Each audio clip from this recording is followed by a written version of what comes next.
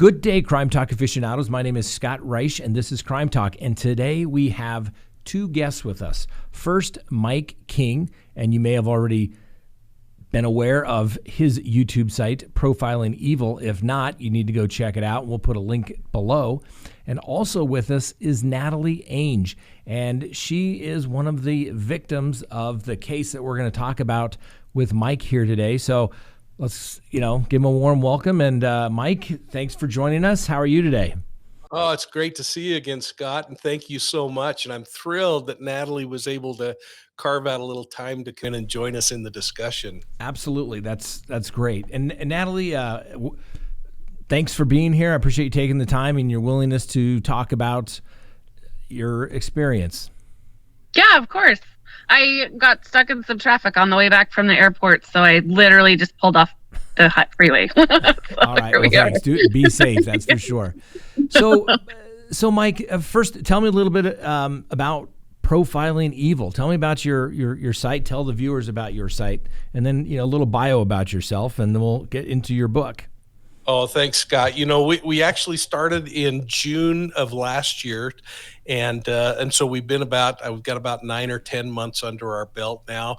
We're growing well. We're thrilled with the wonderful response we've got from people. But I wanted to build this channel for a couple of pretty simple reasons. One is to take my investigative experience and just highlight unsolved cases, missing persons cases, unidentified body cases, and just talk about them from a perspective of an investigator and a profiler.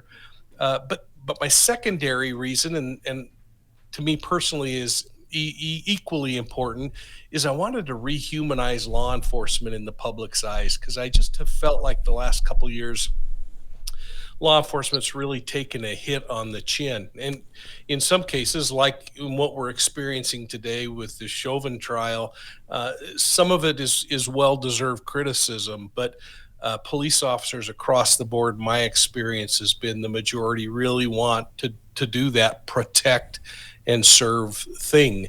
And I didn't feel like they were getting the recognition that they deserved. So we threw the channel together. We're growing, I think, really well. People seem to enjoy the content. My career, I spent 28 years doing street work. I started in patrol functions and worked my way through SWAT operations. I was lucky because in the years when Chips was popular on television, I was riding motorcycles for the police department. So I got to have the cool mirror sunglasses and the high boots, but I worked my way up through the ranks. I worked in investigations for much of my career. Eventually was promoted to chief in the Attorney General's office, where I went back and met profilers at the Bureau and had the distinct privilege of being trained by a number of profilers in this art and science of criminal profiling. And was able to add it, because I always kind of felt like we make it too much voodoo witch magic when we talk about profiling, which really to me was more just about putting some theory and some best practice to criminal investigations. Since then, I retired about 15 years ago and went to work for a global company called Esri. And I'm a global director for our emergency communications and fraud practice around the world. And we have about 140 offices around the world, and kind of the big gorilla when you think about mapping. So that's the long and short of me.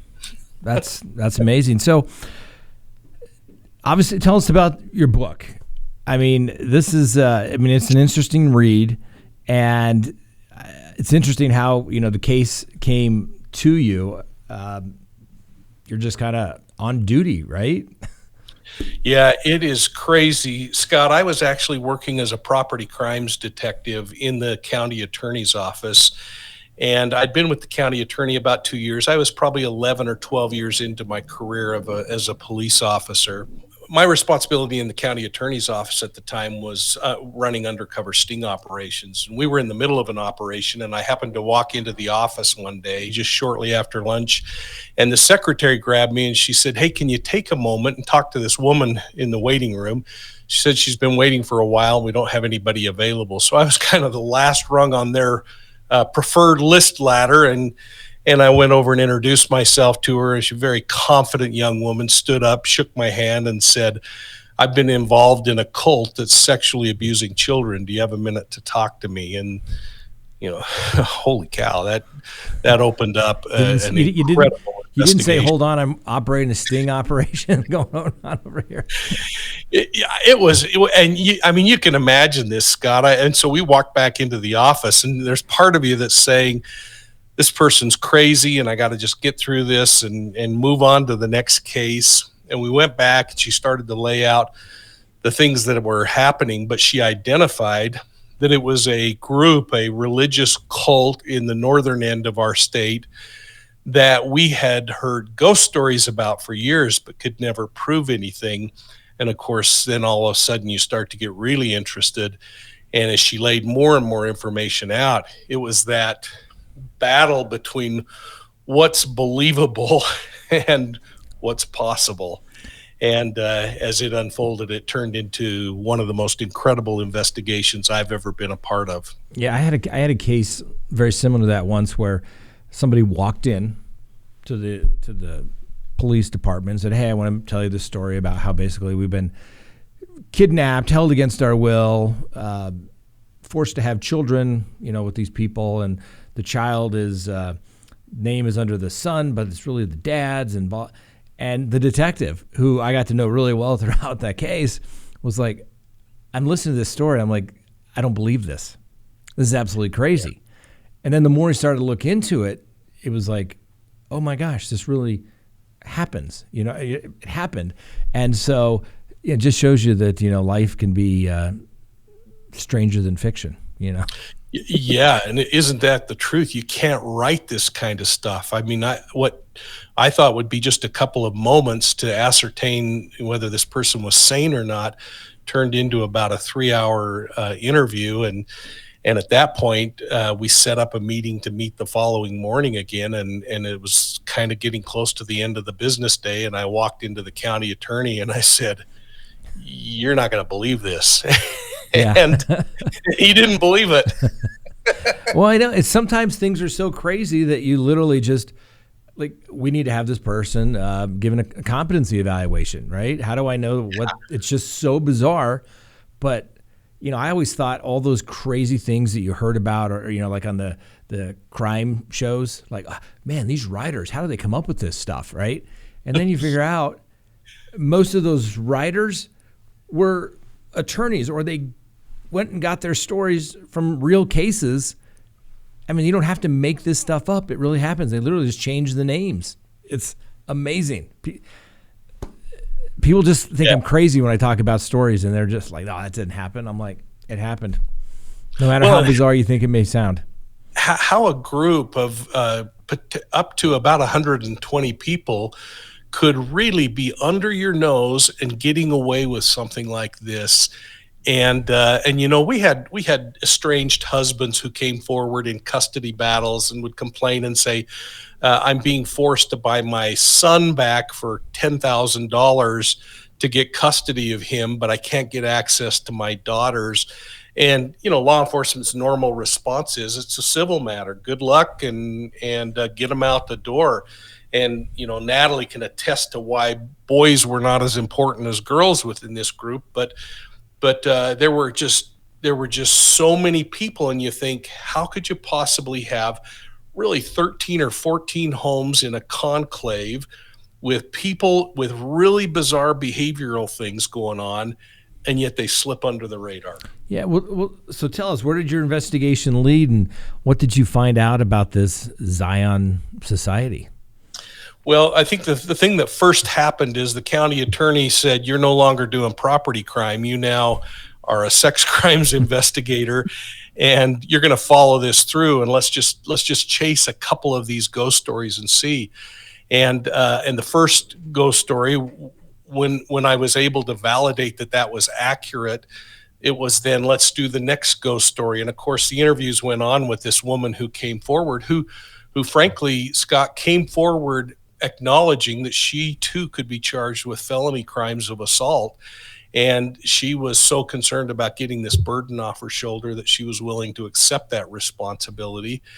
And she was never charged. And of course, the prosecution, I think, made the right decision. She was so important to the case. Sure. But as we dug in, we realized a couple of things that we immediately had to be concerned about. First was that the group was a survivalist mentality group.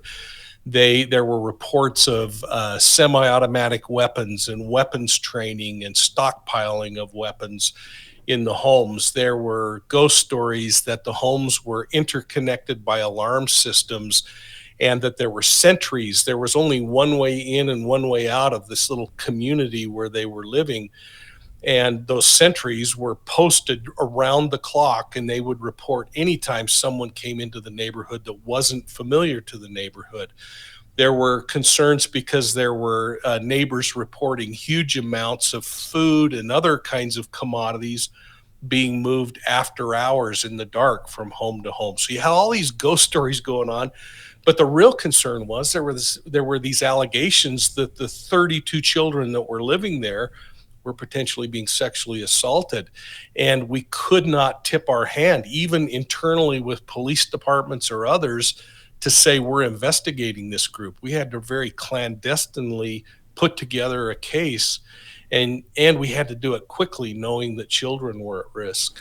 Yeah, so the leader, this Arvind Shreve, tell us a little bit about him and how could he get people to follow him, so to speak.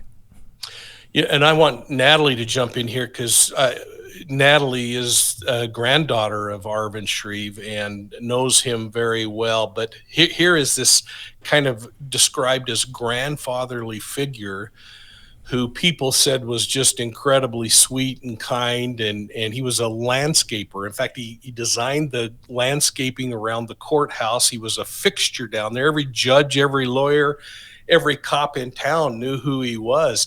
And he was actually using that to his advantage and somehow convincing the children and others that secrecy needed to be upheld and that he would know if a police officer ever became aware of what was going on.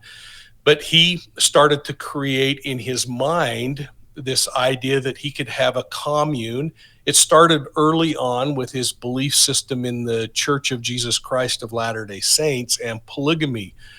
The church recognized how far off track he was, and when he refused to listen to priesthood leaders' counsel to stop teaching polygamy, he was eventually, like 30 years earlier, excommunicated from the Latter-day Saint faith.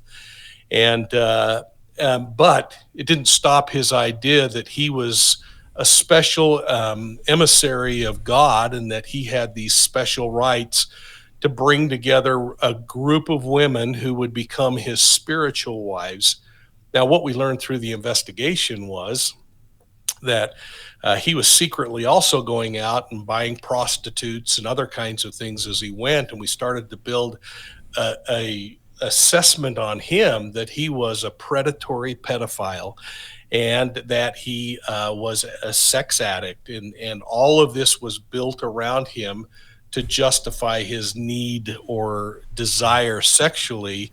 And then, of course, he creates this entire environment and then laces it and wraps it with a this is sanctioned by God. And seemingly intelligent people bought off on this and continued to come in droves and become members of this group.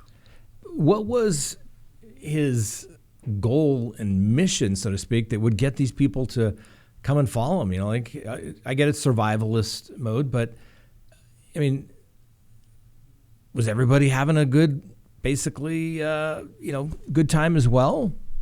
I've done a lot of study in cults, and after this investigation took over the polygamy and the ritual abuse stuff for the state of Utah.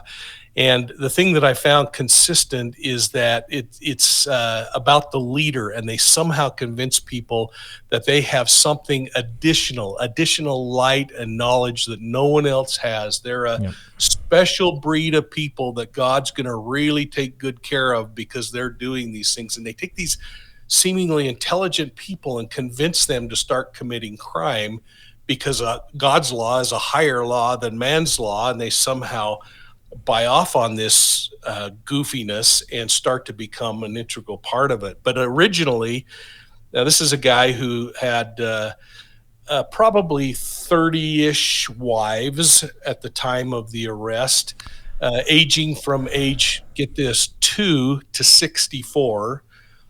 He was having sexual relationships with all of those individuals on a regular basis. And because he was the prophet, it was weird because all the inspiration for the beautiful young new women that would join the group happened to point to, oh, you're now the prophet's wife. There were, I think, 2, Natalie, maybe 3 men that were given the right to have 1 or 2 additional wives. And Natalie could really speak to that, Scott. But that was the crux. He built it, but like in all cults, it's not like mainstream religion where we worry about picking up and lifting the downtrodden and the people who are really hurting. In a cult, it's all about lifting up the leader and making their standard in life better. Yeah, no, that's very true.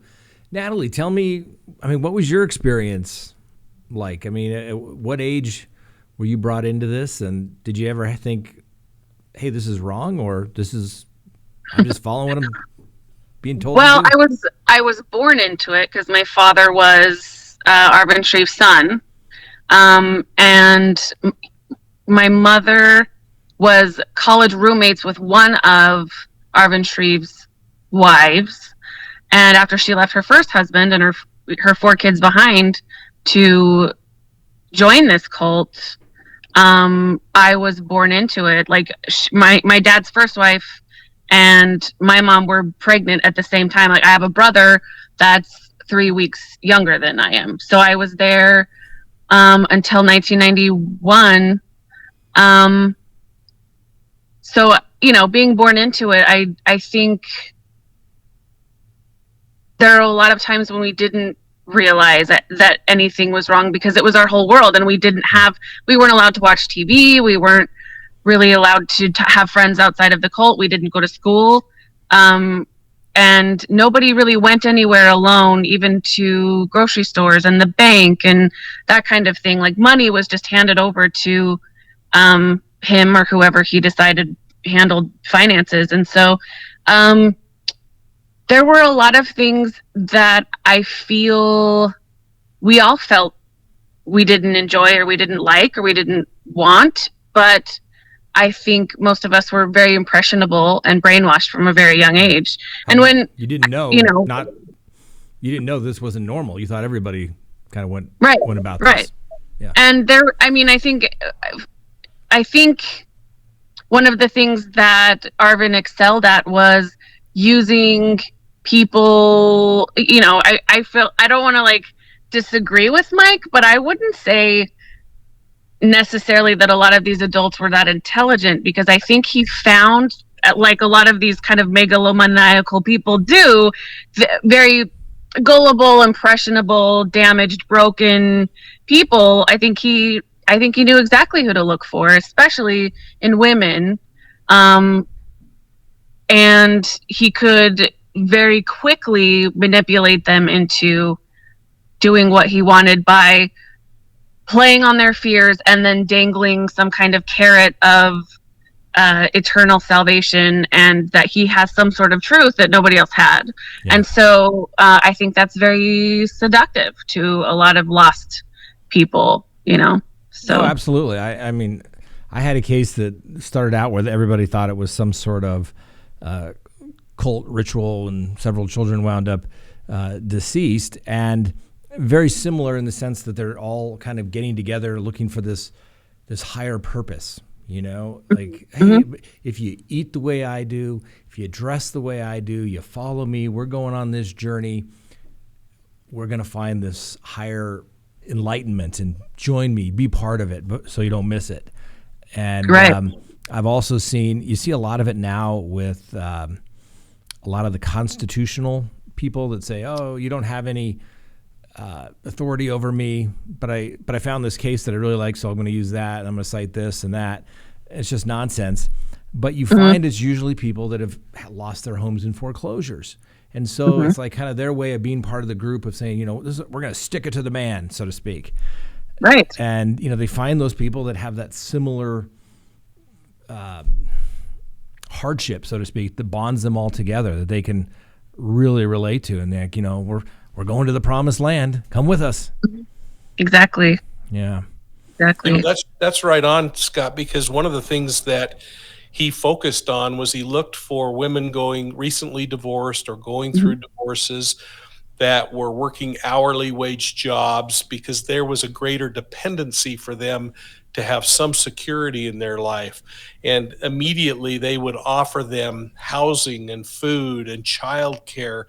And of course, like many cults, they surrounded them at first with love until they get them in. And then once their foot's caught in the trap, then all of the mind manipulation games start, the isolation, the rough treatment until you comply. And it didn't take long, probably less than a month for most people, to just say, well, you know what, I can live on the street and try to care for my kids, or I could put up with all this weird stuff and at least have a house and a roof. And they were very good at it. Yeah. So Natalie, what was the day like there? And it was very regimented. We had to wake up at a certain time. We had to make our bed just so, it was, I don't want to say military, but every hour was full of something. I mean, down to the minute, it was yard work, schoolwork, which there was no STEM. There was hardly literature. It was, I was a full reader of scripture at 18 months old. And I could do that, but I had no idea what biology was. I had no idea, they're going into the school system at second or third grade was very difficult because there were such huge gaps in our education. But we did learn how to write very pretty cursive and to read scripture and to sew, to cook, to process foods and to save them, and to garden, because we all had gardening, big, beautiful gardens with lots of I think self-sustenance was the aim generally there. Even though the aesthetics were good, very nice because he was a landscaper, but, and then we cleaned a lot because everything had to be perfect. Our clothes had to be perfect. Our towels had to be hung just so. We had to be color coordinated, just everything was getting us one step closer to perfection so that God would let us into heaven, kind of thing. So it was scripture study. It was, and then part of our education was a sexual education, and what we had to do as women, because what we needed to do was find a husband and be the perfect wife for a husband. So there was a lot of weighing. They would weigh us every day. Our food and calories would be very limited depending on how good we were that way. There were some crazy diets we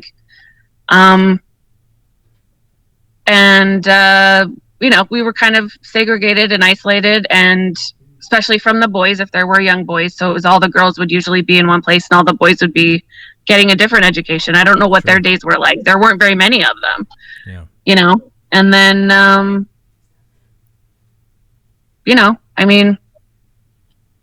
we would often be, we were taught that having a carnal relationship with your carnal, meaning not intimate as in sexually intimate, but having an attached relationship with your parents or with anybody was sinful. And so we had to be sent to a bunch of different homes so that we didn't attach to anybody, especially our parents, correctly.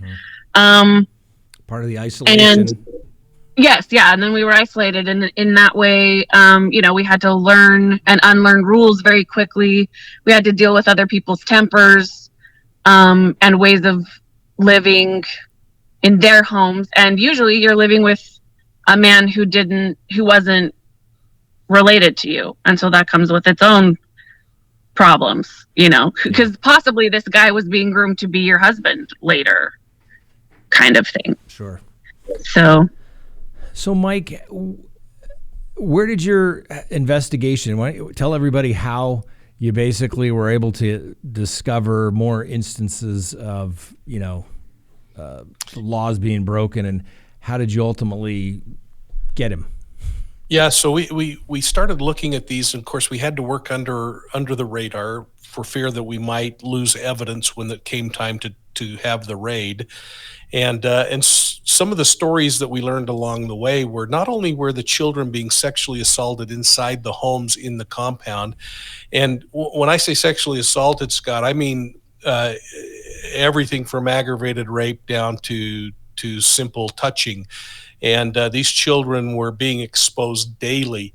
When we finished, I estimated that we had at least 4,000 counts of sexual assault and rape. I know that Natalie and the other survivors said I was maybe about halfway right, that it was probably double that. Usually is in those type of situations. Yeah, it just continued to blossom. But what we learned along the way was that this perversion was even more deep than we understood, because not only was Shreve teaching this concept of polygamy, of one man having multiple wives, but then he came up with this goofy doctrine called the Sister Council, and he said that God had authorized the women to start having sexual relationships with each other, and it was actually required that they had these relationships. And so we saw his perversion starting to continue on and masticize. And then before long, evidence started showing that it was no longer good enough that he was having relationships with the women and the women were having relationships with each other. But then he had to start having relationships with the children, and the women started having relationships with the children. So now you have all of these adults who are authorized to have sexual relationships with the children. And so we thought, I mean, it was almost like a commandment, like you had to teach this sexual way of life to the people who were in your sister council. It was his commandment. It was God's commandment. It was part of your responsibility. And so I know so many people, so many of the kids who ended up growing up and being younger or older, into their teens, who have a vast amount of guilt because of what they had to teach or do with other children that were younger than them. Yeah. And they were, forced to do that in front of adults and that kind of thing. So it was difficult. It's difficult for them because they feel like abusers, even though, you can tell somebody they're not for a long time. And obviously you were born into this, but looking back now, does it not surprise you that, an adult that came into this situation never questioned anything, never said this isn't right? It's astonishing to me. Yeah. It really is. Like, I think that's the biggest lie that these people tell themselves, because when the people who are still around in our lives now claim to have a lot of innocence when it comes to what they knew was going on and what they didn't know was going on, so far as to villainize the officers who came in saying, they planted these ideas in your head, they brainwashed you, they were this didn't really happen. And I think in some cases they believe it, and in some cases they're just, CYA. Yeah. Kind of. But I think, when you get somebody who's gullible and then you take their child from them and say, we can give them to someone else to raise, because it takes a village, and then you can be doing the Lord's work and know that your kid is safe. I think that there are some women who did believe that, but I think there are also a lot of women, including my mother, who were very willfully blind to that sort of thing. Do you still have contact with your mother? No. I mean, I was raised by her for the rest of the time, and there were things that I didn't know or didn't know what to believe. But as I got older, she still won't cut ties with that sort of life. She still doesn't believe what happened to me. She doesn't believe what happened to my siblings. She's still friends with one of the women there who was, if you ask anybody, probably just as or even more insidious as Arvind was.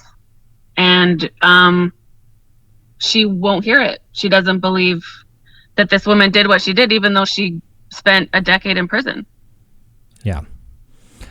No, I mean, it's shocking. It's one of those things that they'll never, and I've noticed that over the years, particularly in sex cases, people come up with many, many excuses, and they'd rather go to prison for the rest of their lives than ever admit that something occurred or that it was wrongful in any way, for family reasons, religious reasons, who knows why. But yeah, the thing that we still hear, I think, the most often is nobody really understands what we were trying to achieve.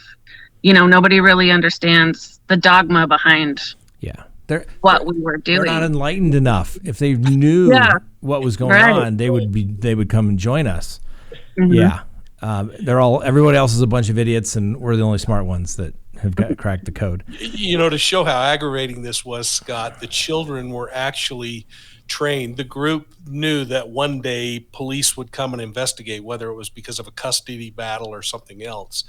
And the children were actually trained with anatomically correct dolls, and they would group members would dress up like police officers and interview the children with the anatomical dolls, and the children were told these are the devil's dolls and don't ever touch them. Well, we had no idea, and it wasn't until we had this mass of children in the Children's Justice Center trying to walk through and forensically examine what was happening. We couldn't figure out why all of them were repelled by the anatomically correct dolls.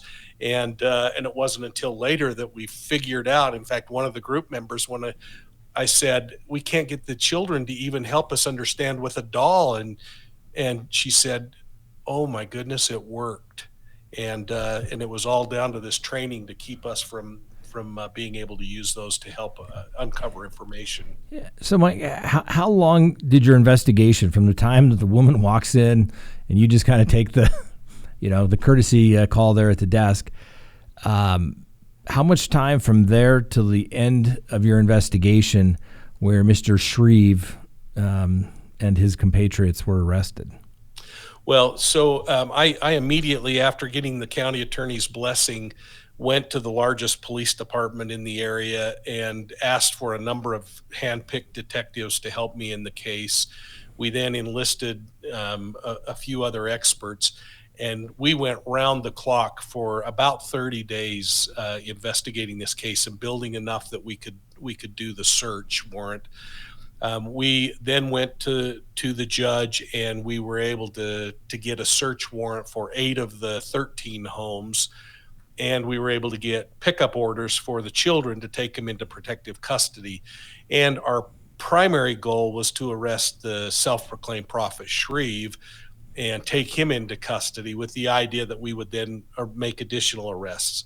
So on that morning, a month later, we at 6 o'clock in the morning kicked the doors on all of the homes. We had 70 police officers and caseworkers from family services with us, and went in just this incredible display of force to try to get control as quickly as possible. It was one of those things that has to happen that I don't know that I'll ever get over because of the trauma that it put on the children and everyone else. But knowing that there were stockpiles of weapons and all of this end of world mentality, we had to go in and get control quickly. All of those ghost stories were found to be true, by the way, Scott. Yeah. We found, just everything that we were fearful we would find. Did Arvind tell you all, the big plan? So you'll love this as a defense attorney, because he turned himself in 3 days later in southern Utah, about 300 miles away. And I was sitting in the Children's Justice Center actually watching Natalie's sister being interviewed at the time. And I got a page on my phone, and so my pager, and I hurried and called, and they said, we got Arvind in custody. And at the time, I was driving this little Camaro with T-tops on it that we'd taken from a dope dealer, and it became, part of the old seizure days when we used to be able to get all kinds of equipment to help law enforcement. Sure. And another detective and I jumped in that car, and I'll tell you, we drove at breakneck speed that 300 miles, and walked in, and we sat down and asked Shreve if he would talk to us, and he immediately invoked an attorney. And of course, this big deflated feeling of, but we had a backup plan that we talked about on the way down, that if in fact he pled for an attorney or wanted an attorney, that we would bundle him up, put him in the car, and then we would make the drive back to northern Utah. And along the way, we would talk about religion, but we would massacre religious doctrine, knowing that it would absolutely drive him crazy that we had things so wrong. Yeah. And every time he would try to correct us on something, we'd turn and we'd say, you've asked for an attorney, you can't talk to us. And then we would go on to massacre whatever was written in the Bible or LDS doctrine, and it just drove him crazy. And by the time we made it about halfway, and we decided to stop for dinner, and of course he was in shackles in his wrists and ankles, and I took those off, and I said, Arvind, I'll take these off, but I said, you need to understand that you're a felon, and if you try to run, there's a really big penalty for fleeing felons. And so we went in and we sat down in this little truck stop restaurant in the center of Utah, in this no town place. And as we sat down, the waitress came up, and I said, put it on one ticket, anything that my buddy and my dad want. And I don't know why, because just kind of a smart aleck comment. And I pointed at Arvind and said, my dad. And I looked over, and he had a tear running down his eye. And we ate dinner, and he said at the end of the dinner, he said, I've never been treated so kindly in all of my life. He said, I really want to tell you what happened. And I said, I really want to hear it, but I can't talk to you. And so we got in the car and started driving a little further, and we kind of cranked up the bad philosophy discussion. Finally got to the point he just couldn't stand it, and he said, give me a phone. I want to call my attorney and cancel my attorney. I'll go on record. I don't want an attorney. I want to tell you guys what happened. And so we spent the next hour trying to reach his attorney, and we truly called his attorney at home. We called his office. We sent patrol officers by the attorney's house.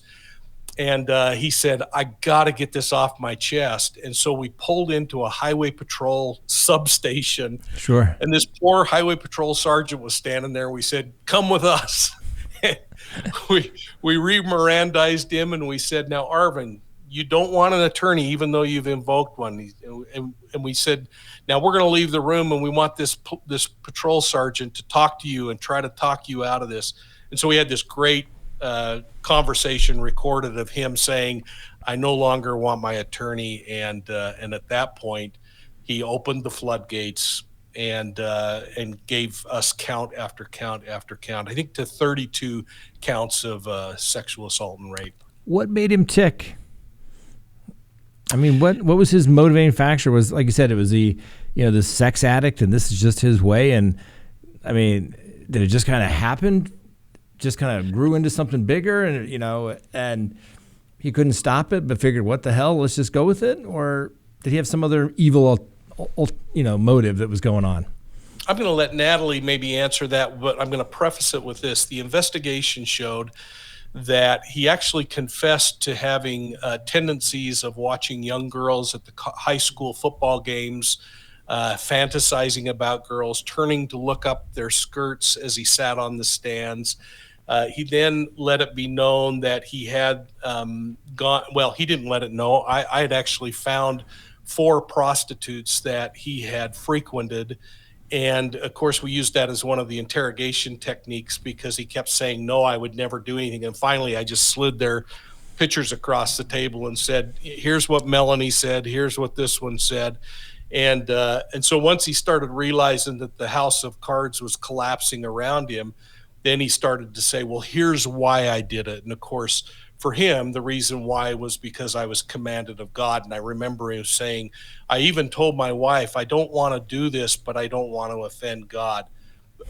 Baloney, Scott. He started in this predatory behavior and he built this kingdom around him in order to continue his pedophilia. Yeah. No. Natalie, please. And he had an excuse for everything. Well, I think he was a true believer.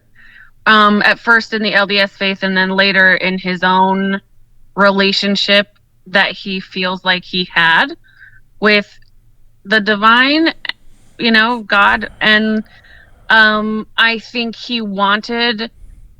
scoured every inch of dogma he could possibly get from the inception of the LDS Church to the present day of the time, because to figure out a way to excuse his behavior and his predilections with scripture, and then figure out a way how to use that to create the perfect environment for him, because he liked the power. I think he liked being the one that the knowledge flowed through, and he wanted what he wanted. And if he could find, I remember binders and binders and binders of doctrine from like LDS doctrine all the way back to when they practiced polygamy, and he would be very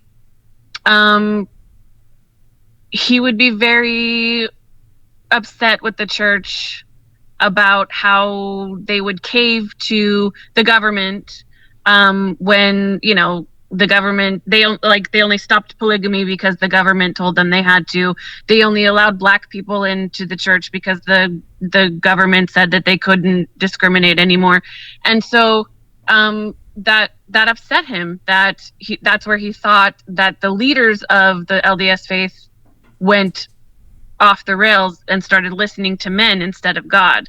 And so he truly believed, I think, that he wanted to kind of harken back to an earlier time when prophets were prophets and they had this iron fist control over their, and he believed he was one of them. I think he lied to himself just as much as he lied to anybody else, because he was that desperate to excuse his terrible behavior and and his perversion. Yeah.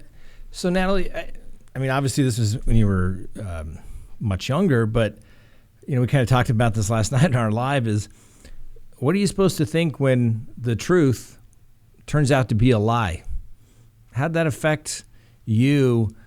Growing up, trusting people, your religion, your faith in religion.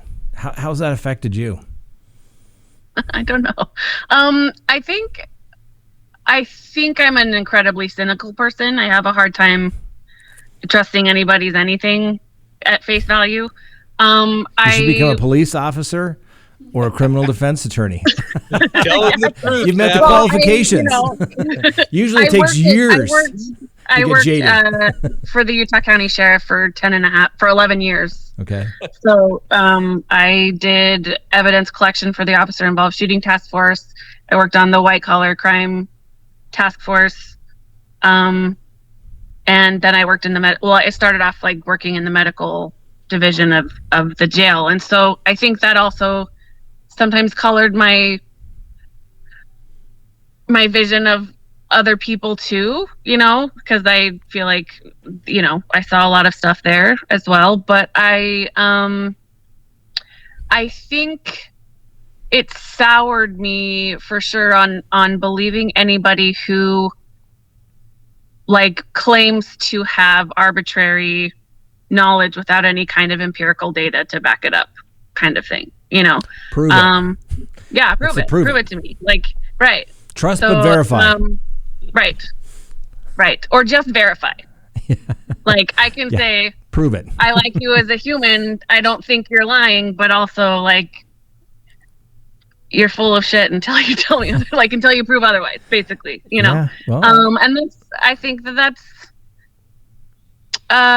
hindered me somewhat, but it also is a way to keep us safe, because I still see how it can go the other way, because I have siblings and I see people who are still very susceptible to brainwashing and still very susceptible to religious guilt and shame and letting men have certain like authority over them, and that kind of thing. Like there is, I think it could be a lot worse. Yeah. Yeah, well, good. I'm glad, for lack of a better term, you turned out to be normal and well-adjusted. Whatever normal is. But it's good to have that certain level of skepticism. And, I look back thinking I was so naive, when I was in my probably 20s, and,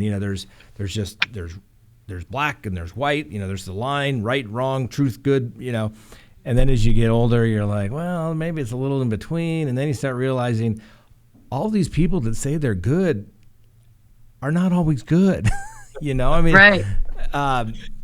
And so it's, like I said, you should become a police detective or a criminal defense attorney.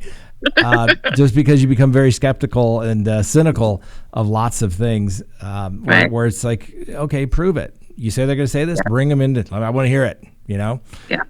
So yeah. I see it in writing. When everybody came in and the police raided and took everybody into protective services, what was that like? I mean, can you even describe that? Natalie, I actually had left. Oh, you left at that point. Okay. My mother's first husband was an LAPD officer, who by that time was becoming pretty high ranking, if I remember correctly. And I think they began to see the writing on the wall because we left just a couple of months before the raid happened. Okay. So and it was very much like I was told, your father's not your father. You can't ever talk about this. You can't tell anybody where you're from. You don't know the name Shreve. Like my mom told me that, the guy who's been acting as your father for the last 7 years was just there and he was my husband, but like your dad's name was Dave, some guy I met in college. And so just forget everything that happened up until now, kind of thing. So, and that was it. Like I was not allowed to talk about it to her, to anybody else. Do you have communications with anybody these days that was there with you? Yeah, mostly because of Mike. I mean, I've stayed in contact with my siblings for sure, to various degrees. And once Mike contacted my oldest sister, Dawn, we got in contact, and then we've become closer to some of the other people that we hadn't seen in 25 years. So, I mean, that's one thing we're grateful to Mike about, kind of bringing us back together. Because it's like you said in the beginning, in the beginning, you mentioned that, like, the truth is often stranger than fiction, and like that's been our experience. I think that's the most difficult. I've been to therapy sessions where I've had therapists accuse me of being having delusions, or being grandiose or blowing things out of proportion or whatever, and even when I tell my husband stuff, or it is just kind of unbelievable. It is just kind of like, okay, like no one knows really what to do with that. And no one was there for the little things. Like there's sexual things, but like we can get together and talk about like those days where we were forced to sit on the couch for hours at a time because we had to learn how to be reverent. And like I'm a fidgety human, and so like I had days where like I would sit on the couch for 5 hours and I'd end up like peeing on myself because I couldn't leave, I couldn't move, I couldn't drink, I couldn't, or when Waco happened, we paid very close attention to Waco, and it wasn't because we were upset about what was happening to them. You know what I mean? Like people were kind of it felt like they were learning from those mistakes, and we started becoming afraid of, is a war coming? Because that was something we talked about, is like eventually there's going to be this World War III, the governments are going to fall apart, everything's going to happen, and like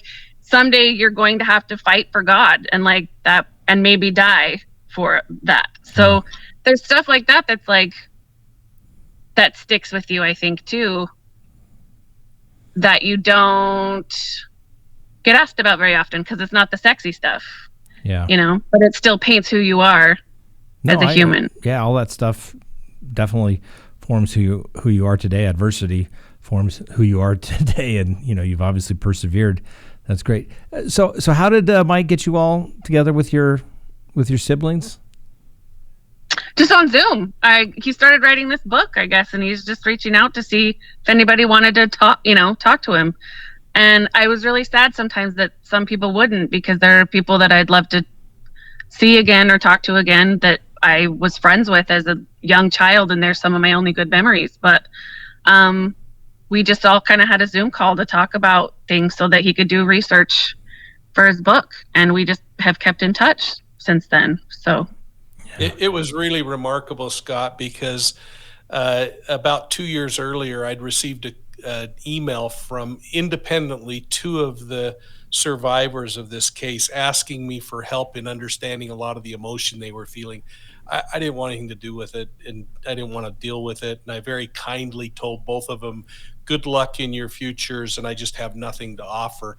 But, I still had that box of evidence up on the shelf in my downstairs basement that had sat there for 30 years, and periodically I would peek in it and look at the case.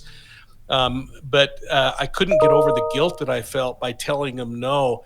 And then the Victims' Rights Council called and asked if we would discuss on the 30th anniversary the case and where the children ended up and how they ended up.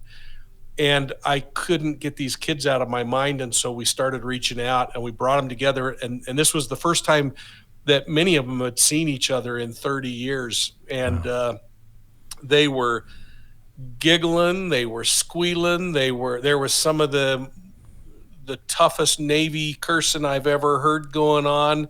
It was remarkable. And there were tears flowing like crazy. At one point, we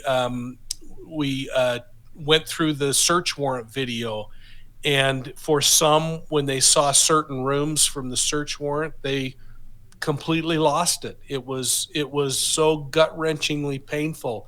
Yeah. And along the way, we learned how the state had really failed these beautiful children in a number of ways that we never would have imagined. Number one, we thought that we ordered state counseling, and back then was the early days of the children's justice system, and it was the early days of victims' reparations. We had court-ordered testimony, and yet the courts returned the children to the very parents that were allowing them to be abused, and the counseling never occurred. Yeah. We had children who couldn't get past the third grade. One in particular who became a pretty popular stripper in Los Angeles and in Albuquerque, and actually does stand-up comedy, but could never get past the third grade. She actually paid another stripper to use her identification and get a GED, which she proudly shows her GED, but they weren't able to move because all they knew were scriptures. They didn't know anything else. And so it was so compelling that we came back and went to work on how do we somehow fix this. And maybe you could talk about, Natalie, just those two areas, education and counseling, what happened in that meeting with everyone. Oh yeah, well, it was great to see because, some of us, I think that were younger, we got out early enough to at least integrate into the public school system, not without some folly, but some of the older women, I mean, had not, still were essentially not functioning, so he got us in contact with Weber State University and with resources there to get not only high school level diplomas, but even further on, or trade schooling, or and then got us in contact with the victim witness coordinators for the county there, the state there. And I think there's still quite a few people, me included, who haven't really taken advantage of therapy like we should or might have done. And a lot of people who just can't afford it. I mean, mental health care can be really expensive. So, and that was, for a big part of my life, especially when I was raising kids and stuff, it was definitely on the back burner when it comes to, or not covered by insurance. He gave us resources to payment and to help us really get the help that is needed. Yeah. Sorely needed, That's good. Yeah, things have come a long way. And so, Mike, what happened to Arvind? Well, we ended up arresting 12 people. It took about 2 years to get through that portion, and I'd love your opinion on a couple of these things, Scott, but it was terribly difficult for the defense attorneys because Arvind instructed the rest of the members that we had cases on to plead guilty. Now, I don't know if that was because he didn't want to go down alone, or he was thinking that might stop things. But all 12 were convicted, and many of those against the advice of their counsel, because their leader, their prophet, had told them to go forward and plead. Arvind eventually died in prison, and it was interesting because shortly after he died, one of the victims wrote me a letter and said, I have lived in absolute fear that he would get out of jail at some point and come and get me for testifying. She was 6 years old at the time that the raid happened. I know he got a 20-year sentence, which, I think 20 years is it's a long time, 20 years. But that seems like a very short sentence for the number of, children that he was inappropriate with over the years on a repeated basis. I mean, the laws here in Colorado, you do it once, you're indeterminate life sentence, which means some bureaucrat will decide when you're safe to get out, which is usually never. And I know laws have changed significantly. I've had cases where wow, they used to just give people probation for that, but yeah, so a 20-year sentence seems very light. Working in law enforcement, where I work just at a county jail, I have seen in Utah and Utah County, people with 20 counts of sodomy on a boy get 18 months of work release, when someone else with a selling marijuana charge will get 5 years. It's so arbitrary there. And I tried very, very hard when I grew up a little bit and I was 16, 17, 18 to go back and try to find some of my abusers and press charges. And I couldn't, because there was a 7-year statute of limitations on that, when there was still witnesses around and documents and evidence that I'm sure could have been helpful. The fact that there is a statute of limitations on rape is just like really intensely befuddling to me. But there were a number of real challenges. Number one, Scott, he was sentenced on a 20 to life minimum mandatory, so he wasn't going anywhere. That was I guess the benefit of it was knowing that he had multiple counts and they were minimum mandatories.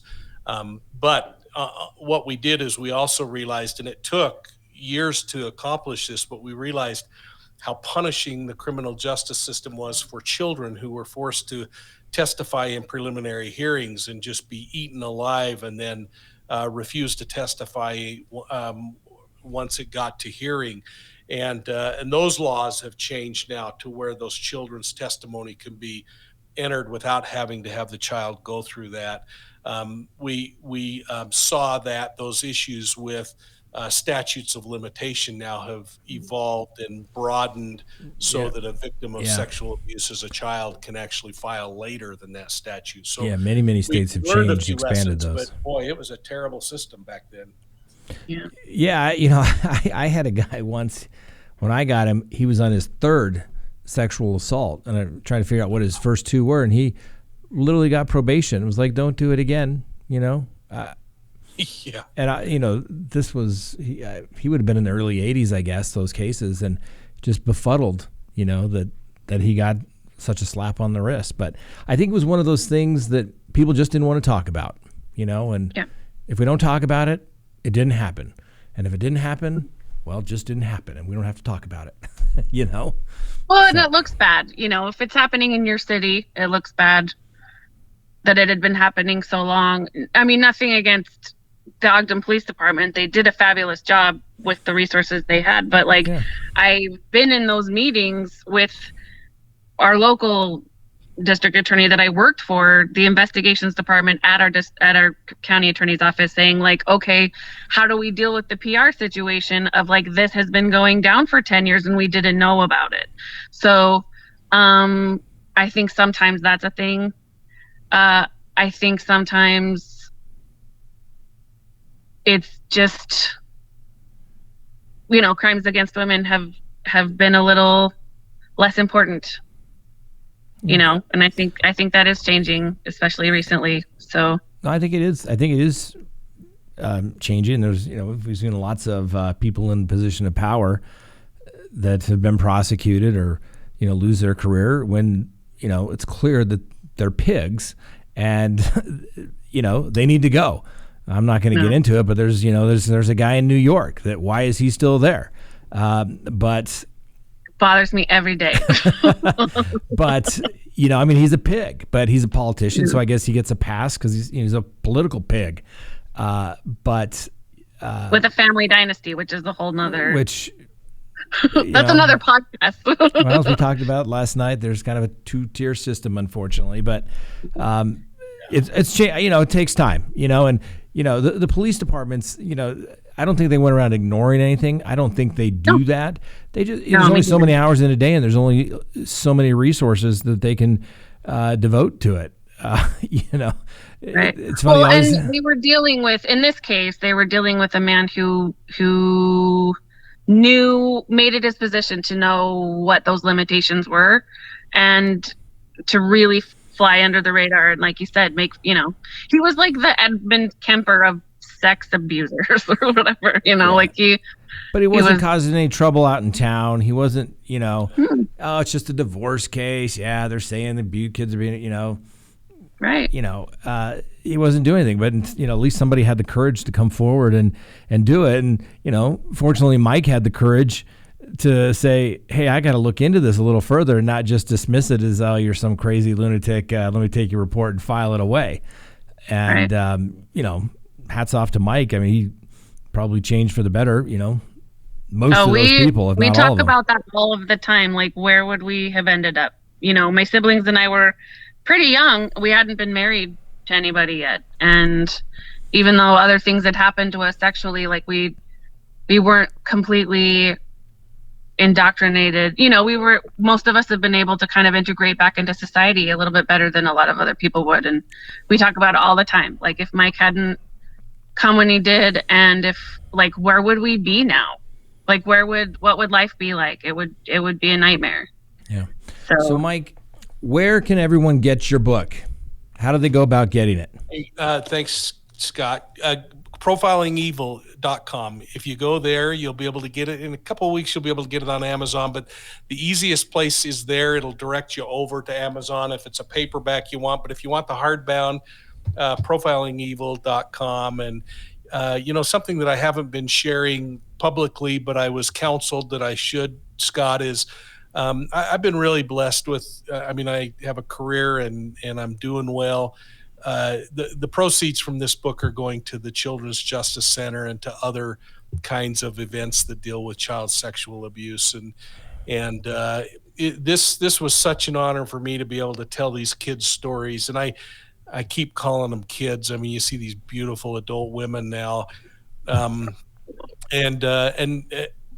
would have never reached out had they not called a couple years ago and said help. And it is a shame that I didn't, because they needed to come together and have each other to validate long before last year. Yeah, well, that's great, Natalie. I hope things continue to go well for you, Mike. I wish you well with your channel, Profiling Evil. We'll put a link to it. Read the book. It's a very good read. It's straightforward. You'll get enthralled. And even better, the proceeds go to charity, to the Children's Justice Center. So you're not just reading a good book; you're putting money back into the community to help kids. Who can go wrong with that? You can't. Yeah, and Scott, before we leave, I want to just make mention, and I don't know if she'll allow me to do this, but Natalie actually was able to leverage all of these things that she learned as a child and turned into an incredible author herself. In fact, a very well-known author by a name other than Natalie Ainge. And Natalie, I think you should probably just come out of anonymity if you want. Yeah. Okay. Feel free to plug your book. I mean, nothing. Little selfless shame promotion is good. All right.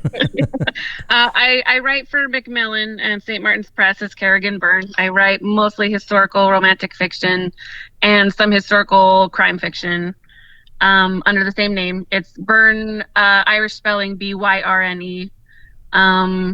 And right now I'm working on The Business of Blood and A Treacherous Trade, which are Fiona Mahoney mysteries.